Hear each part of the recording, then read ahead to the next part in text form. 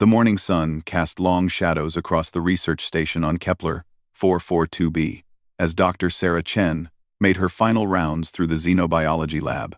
The planet's dual moons hung pale in the amber sky, and the air carried the sweet scent of the local flowering vines that had begun to trust human presence enough to bloom near their structures. Sarah paused at the observation deck, watching the family of Kithara that had made their home in the nearby crystal formations. The creatures looked like a cross between Earth's wolves and oversized ferrets, with sleek silver fur that shimmered in the alien sunlight. Their intelligence was undeniable, their social structure complex, and their fierce protection of their young had earned them respect from every human researcher on the planet. The adult Kithara stood nearly 4 feet at the shoulder, with elongated limbs built for speed and grace. Their cubs were smaller than house cats, covered in soft down that would eventually grow into the metallic fur of their parents. Sarah had been studying this particular family for 8 months, documenting their behavior patterns and social interactions for the Interstellar Wildlife Preservation Initiative. "Another peaceful day in paradise," muttered Jake Morrison, Sarah's research partner, as he joined her on the deck. The former military engineer had traded his combat gear for scientific instruments, but his alert eyes still swept the horizon with practiced caution. "Almost makes you forget we're sharing this rock with some of the galaxy's most efficient predators." Sarah nodded, though her attention remained fixed on the Kithara cubs playing near the crystal spires. "They're not predators to each other. Look at how gentle the adults are with the young ones. It's only when outsiders threaten the pack that they become dangerous." As if summoned by her words, a low rumble echoed across the valley. Sarah felt the vibration through the deck plating beneath her feet. Both humans turned toward the sound, and Sarah's blood went cold. Rising from the far ridge came a sight that made every human settlement in this sector go silent on the comm channels. A Zephyrian hunting pack, their obsidian black ships moving in perfect formation like a school of predatory fish. Sarah counted 12 vessels, each one bristling with weaponry and scanner arrays. The Zephyrians were the apex predators of known space.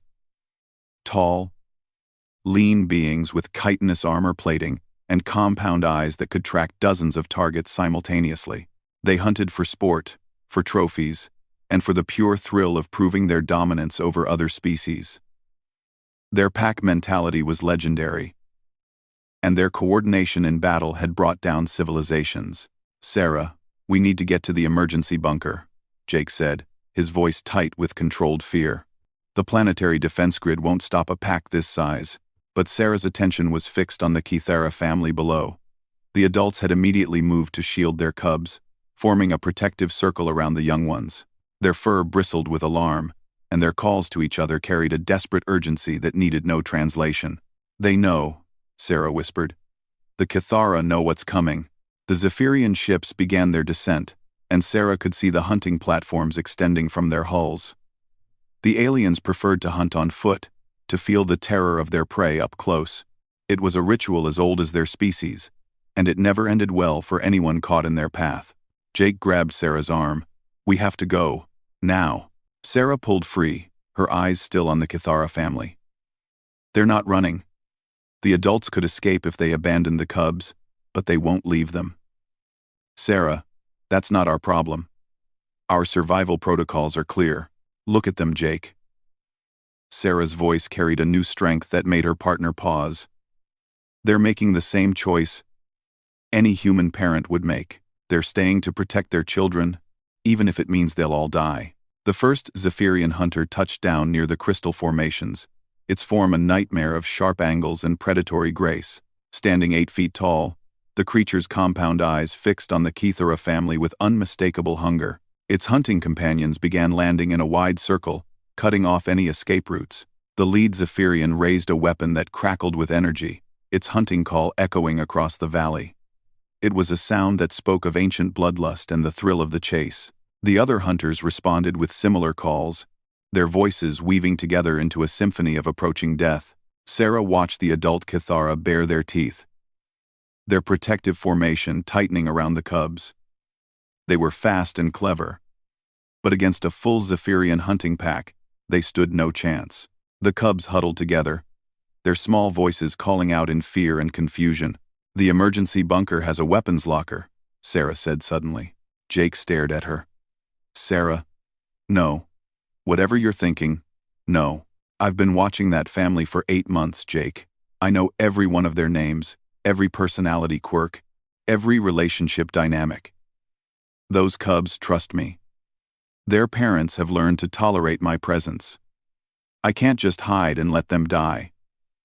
You can't fight a Zephyrian hunting pack. Nobody fights a Zephyrian hunting pack and lives. Sarah turned to face her partner, and Jake saw something in her eyes that made him step back. It was the same look he'd seen in the eyes of soldiers who decided to make their last stand. The same expression worn by people who'd found something worth dying for. Maybe nobody's ever had the right reason before, Sarah said. She was already moving toward the weapons locker, her hands steady despite the adrenaline coursing through her system. The locker contained standard defense equipment, plasma rifles, energy shields, and enough ammunition for a brief firefight. It wasn't meant for taking on apex predators, but Sarah wasn't thinking about odds anymore. Through the observation deck's transparent walls, she could see the Zephyrian pack beginning their hunt. They moved with practiced efficiency, their formation designed to drive prey into a killing zone where escape was impossible.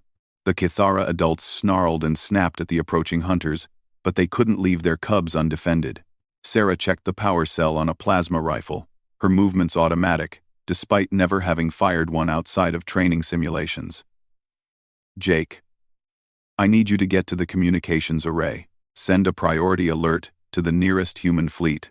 Tell them what's happening here. And what about you? I'm going to do what any decent person should do when children are in danger. Sarah shouldered the rifle and grabbed an energy shield generator. I'm going to stand between the predators and the innocent. Jake watched his friend and colleague walk toward the station's exit, her stride purposeful and unafraid. Outside, the Zephyrian hunters were closing in on the Kithara family, their weapons charged and ready. It should have been a simple hunt, another trophy for the pack's collection. They had no idea that something unprecedented was about to happen. They had no concept that a single human could look at impossible odds and choose to fight anyway. They didn't understand that humanity's greatest strength wasn't their technology or their intelligence, but their stubborn refusal to abandon those who couldn't protect themselves. Sarah stepped out of the research station and into the alien sunlight, her weapon ready and her resolve unshakable. In the distance, the Zephyrian pack leader spotted her and let out a sound that might have been laughter. After all, what threat could one lone human possibly pose to a pack of apex predators? They were about to find out. The first shot that Sarah fired wasn't aimed at any of the hunters.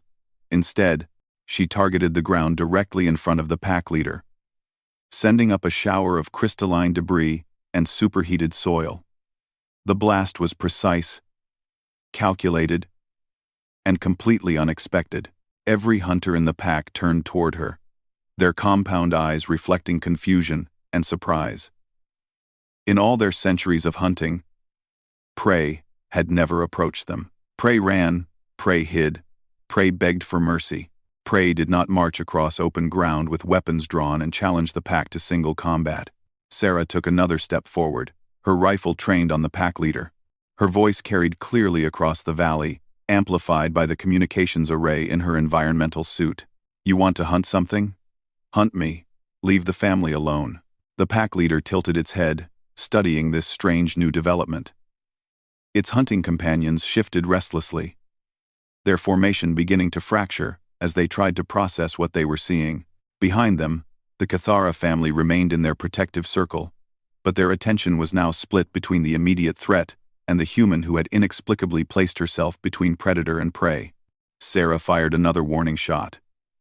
This one, close enough to the pack leader that the energy discharge singed its chitinous armor. The message was clear. She wasn't bluffing, and she wasn't running. The hunt had officially begun. The Zephyrian pack leader studied Sarah with the calculating gaze of a creature that had never encountered defiance. Its compound eyes shifted through different spectrums of light, analyzing her heat signature, her posture, her weapon capabilities. What it found confused every hunting instinct it possessed. This human was afraid. The pack leader could smell her fear, could see the elevated temperature readings that indicated stress hormones flooding her system. Yet she stood her ground. her weapon steady, her position deliberately exposed and vulnerable. In the pack leader's experience, creatures this afraid either ran or died quickly. They didn't issue challenges. Sarah maintained her position halfway between the research station and the Kythara family, making herself the most obvious target on the field. Every tactical training simulation she'd ever run told her this was suicide.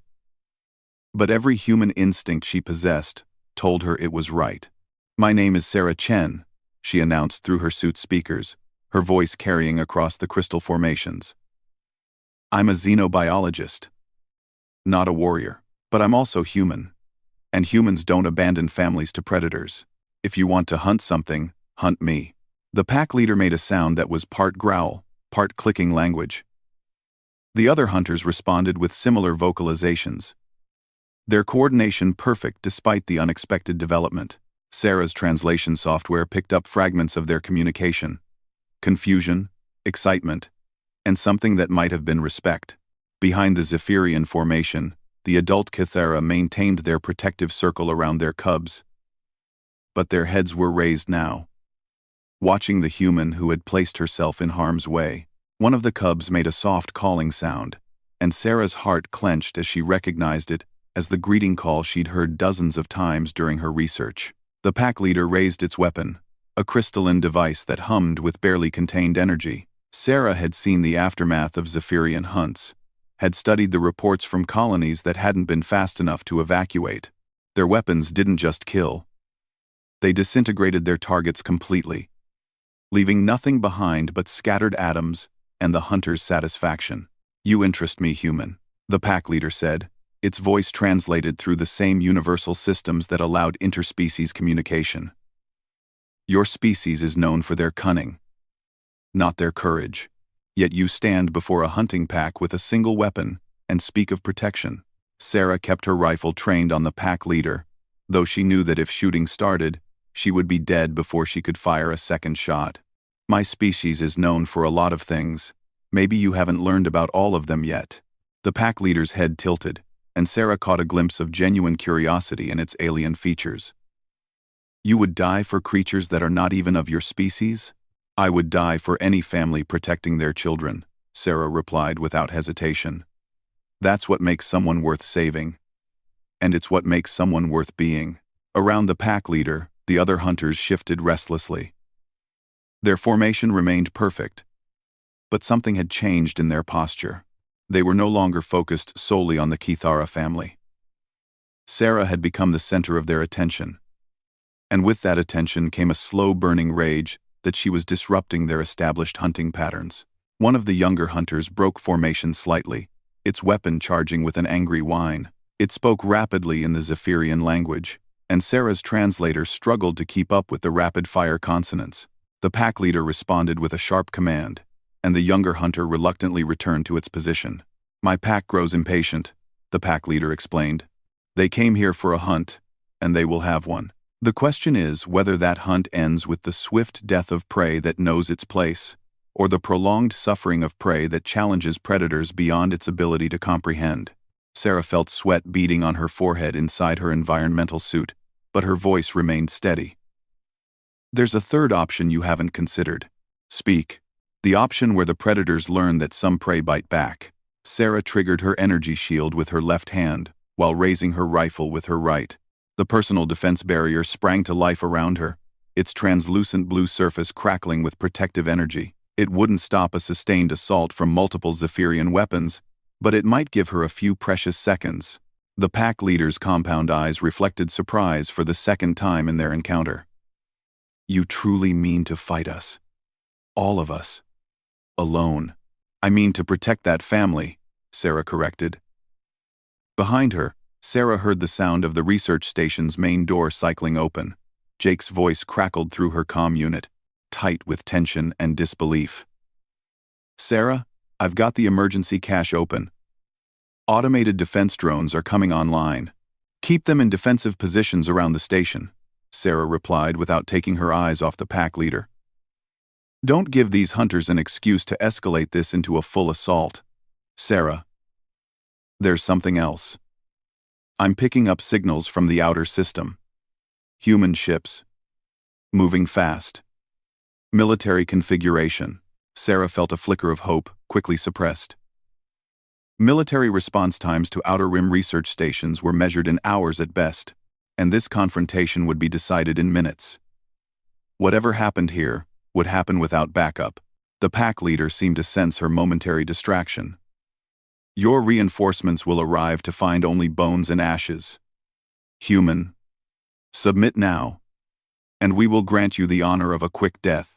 Counteroffer, Sarah said, her finger finding the trigger of her rifle. Leave this planet now, and I'll let you keep your perfect hunting record intact. The sound the pack leader made might have been laughter, or it might have been the prelude to violence. Around it, the other hunters began to spread out, their formation shifting from a containment pattern to an assault formation. Sarah recognized the movement from her tactical training, and her grip tightened on her weapon. You are either the bravest human in the galaxy, or the most foolish, the pack leader observed. Perhaps both. I'm a xenobiologist, Sarah replied. I study how different species interact, how they form relationships, how they protect what matters to them. I've learned that courage isn't about not being afraid. It's about being afraid and doing what's right anyway. The pack leader raised its weapon, and Sarah saw her death reflected in its compound eyes. Around them, the other hunters took aim, their weapons humming with lethal energy. In her peripheral vision, Sarah could see the Kithara family, still huddled together, but watching with what looked like desperate hope. Then die with your courage intact, human. The first blast came from Sarah's rifle, not the pack leader's weapon. She had targeted the hunter furthest to the right, the one whose position threatened to cut off any possible escape route for the Kithara family. The plasma bolt struck the hunter's center mass, and its pained cry echoed across the valley as it stumbled backward. The response was immediate and overwhelming. Energy blasts erupted from a dozen Zephyrian weapons, converging on Sarah's position like stars falling from an angry sky. Her personal shield flared bright blue as it absorbed the first wave of impacts, its energy reserves draining rapidly under the assault. Sarah rolled to her left, using one of the larger crystal formations as cover, while her shield recharged. Superheated stone exploded around her as the hunters adjusted their aim, their coordination perfect despite her unexpected aggression. She emerged from cover long enough to fire 2 more shots, both of them striking home against hunters who had been confident in their invulnerability. Jake, she called into her comm unit. Are those defense drones online yet? 30 seconds, Sarah. Your shield isn't going to last much longer. Sarah could see the truth of that statement in the flickering energy readings on her suit's display. The shield generator was already running hot, and another concentrated barrage would overwhelm its protective matrix completely. But she had achieved something unprecedented. She had wounded members of a Zephyrian hunting pack and lived to tell about it. More importantly, she had proven something that would echo across the galaxy for generations to come. She had shown that humans would stand and fight for others, even when victory was impossible, even when the odds were overwhelming, even when the only reward for their courage was the knowledge that they had done the right thing. The pack leader emerged from behind its own crystal cover, its weapon charged and ready. Enough games, human. You have fought well, but this ends now. Sarah stepped out from her cover, her rifle raised and her shield generator cycling through its final charge sequence. Behind the Zephyrian formation, she could see the adult Kithara watching her with something that transcended species barriers. It was recognition, understanding, and gratitude all rolled into one expression. You're right, Sarah said. This does end now. The question is how. Above them, the first human military ship broke through the planet's upper atmosphere, its engines screaming as it dove toward the surface at combat velocity. Sarah smiled grimly as she saw the pack leader's compound eyes track the incoming vessel. Did I mention that humans also don't like it when people threaten our friends? The lead human military vessel, a destroyer-class ship called the UES Defiance, broke through the cloud layer with its weapons already charged. Captain Marcus Rodriguez had pushed his engines beyond safe parameters when the distress signal reached his task force. And now, he could see why. A full Zephyrian hunting pack on the surface, engaged in combat with what appeared to be a single human defender. "Sir, I'm reading one human life sign in the middle of a combat zone," reported his tactical officer. 12 Zephyrian hunters. Weapons hot. And they're not retreating. Captain Rodriguez had served in 3 different conflicts against Zephyrian raiders, and he knew their patterns. When outgunned, they always withdrew to fight another day. When confronted with superior force, they melted away like shadows. They never, ever, stood and fought against impossible odds.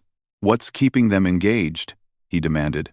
"Unknown, sir, but whoever's down there has been fighting them for almost 10 minutes and is still alive."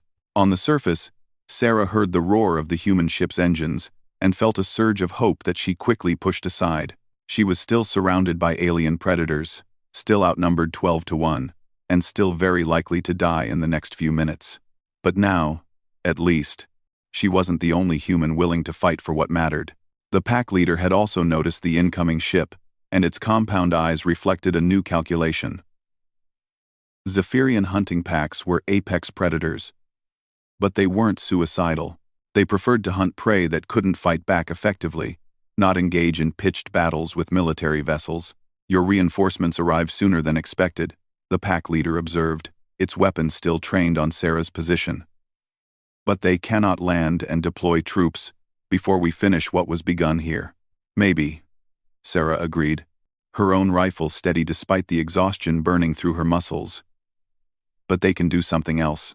Above them, the Defiance's main guns rotated toward the surface, their targeting systems locking onto the Zephyrian positions. Captain Rodriguez's voice boomed across the valley through the ship's external speakers. "Zephyrian hunting pack, this is Captain Marcus Rodriguez of the United Earth ship Defiance. You are engaged in hostile action against human personnel and protected wildlife on a registered research colony. Withdraw immediately or face the consequences." The pack leader made a sound that Sarah's translator rendered as bitter amusement. "Your captain assumes we fear his weapons more than we value our honor. He is mistaken." Sarah felt a chill that had nothing to do with the alien wind. She had hoped that the arrival of human military forces would end the confrontation. But the Zephyrian pack mentality was more complex than simple self-preservation. They had been challenged, had lost face in front of their packmates, and now their honor demanded satisfaction regardless of the odds. "Jake," Sarah called through her comm unit, "tell the Defiance that the Zephyrians aren't backing down. If they open fire, everyone down here is dead. Sarah, maybe it's time to consider retreat. You've done everything humanly possible." Sarah glanced back at the Cathara family, still huddled together behind their crystal shelter. The cubs were quieter now, sensing the tension in their parents and responding with the instinctive stillness of prey animals. The adults maintained their protective formation, but their eyes were fixed on Sarah with an expression she had never seen from them before. Trust. They trusted her to protect their young, the same way they would trust their own pack leaders. "No retreat, Jake. These kids are counting on us." The pack leader took a step forward, and Sarah saw that its weapon had begun to charge with the distinctive whine that preceded a killing shot. Around it, the other hunters maintained their positions, their own weapons ready but not yet focused on Sarah's location. "Human," the pack leader said, its voice carrying a new note of respect. "You have fought with honor and courage. Your defense of creatures not your own kind speaks well of your character. But this hunt must reach its conclusion." Sarah's shield generator finally gave up with a sound like breaking glass, its protective matrix collapsing into sparks and scattered energy. She was now completely exposed, armed with a single rifle against a dozen of the galaxy's most efficient killers. "You're right," she said, her voice steady despite the adrenaline coursing through her system. "This hunt does need to reach its conclusion, but maybe it doesn't have to end the way you think it does." The pack leader paused, its compound eyes reflecting curiosity despite the charged weapon in its hands. "Explain. You came here to hunt prey that couldn't fight back. That's what your species does, what gives you satisfaction. But, look around you." Sarah gestured to the crystal formations, scarred now by weapon fire and explosive damage. This wasn't a hunt. This was a battle. I stood and fought. I wounded members of your pack. I disrupted your formation and forced you to adapt your tactics. Your point, human? My point is that you didn't hunt me. You faced me in combat. There's a difference. And your pack knows it. Sarah could see the other hunters shifting restlessly, their perfect formation beginning to fracture as her words hit home. In Zephyrian culture, hunting prey was routine. Expected. Barely worth recording. But facing an enemy in single combat, especially one that fought with courage against impossible odds, was something else entirely. The pack leader's weapon charge began to cycle down, its whining note fading to silence. You seek to claim warrior status for yourself, to transform hunt into honorable combat. I'm claiming that what happened here today wasn't typical for either of our species. You've never faced a human who stood and fought for others. I've never faced predators like you and survived this long. Maybe we both learned something. Above them, the Defiance maintained its position, weapons trained but not firing. Captain Rodriguez was clearly waiting to see how the confrontation would resolve itself, unwilling to risk civilian casualties, but ready to act if necessary. The pack leader lowered its weapon completely, and Sarah felt some of the tension leave her shoulders. Around the pack leader, the other hunters followed suit, their own weapons powering down as they awaited their leader's decision. You speak of learning, human. What have you learned from this encounter? Sarah considered the question seriously. What had she learned? That courage wasn't the absence of fear, but the willingness to act despite it, that some things were worth fighting for, even when victory was impossible, that the gap between species could be bridged by mutual respect and understanding. I learned that protection doesn't depend on species, she said finally. The same instinct that drives you to hunt drives me to defend. We're both following our nature, but choosing how to express it. The pack leader made a sound that Sarah's translator couldn't quite parse, but the tone suggested consideration. Perhaps even approval. It turned to face the Kithara family, studying them with the same intensity it had focused on Sarah. These creatures you protect, they are significant to you? They're a family, Sarah replied. Parents protecting their children. That's significant to everyone who understands what family means. The pack leader was quiet for a long moment, its compound eyes reflecting the alien sunlight. When it spoke again, its voice carried a weight that suggested a decision of lasting importance. Human Sarah Chen of Earth, you have shown courage in the face of certain death. You have fought with honor for those who cannot protect themselves. You have transformed what began as a hunt into something greater. The pack leader raised its weapon.